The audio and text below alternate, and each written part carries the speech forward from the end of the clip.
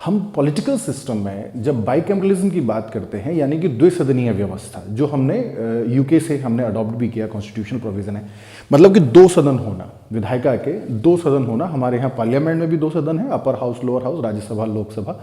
इसके रोल को समझना है अगर, तो देखिए, अगर मैं ये कहूँ कि जो अपर हाउस है इट्स अ परमानेंट हाउस, मतलब कि ये स्थायी सदन है और ये परमानेंट रहता है, ये कंटिन्यूअस हाउस है, इसे जो है डिसॉल्व नहीं किया जा सकता।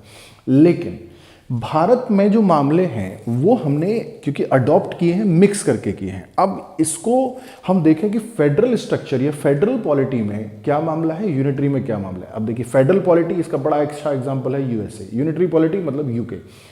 जब मैं कहूं कि फेडरल स्ट्रक्चर में upper house is the representative of the states, मतलब कि जो कॉन्स्टिट्यूशन बनाया गया, जो संधि समझौते करके राज्यों ने संघ को बनाया, उस संघ को जिस कॉन्स्टिट्यूशन के आधार पर, वो समझौते ही तो है जो कॉन्स्टिट्यूशन, और क्या है, उसका प्रोटेक्शन होता रहे, यूनियन या फेडरेशन उसका दुरुपयोग न कर सके, इसीलिए क्या रखा है, अपर हाउस को फेडरल स्ट्रक्चर में ये क्या है, रिप्रेजेंटेटिव है स्टेट्स का।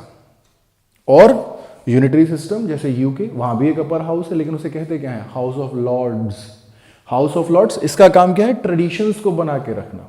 इसका काम क्या है, नॉन पॉलिटिकल बैकग्राउंड के लोगों को पॉलिटिकल स्ट्रक्चर के अंदर स्थान देना। अब इन दोनों में ही है, दोनों ही क्या, अपर हाउस है, बाइकैमरलिज्म है, लेकिन फेडरल स्ट्रक्चर में इसका मामला अलग हो जा रहा है और यूनिटरी में अलग।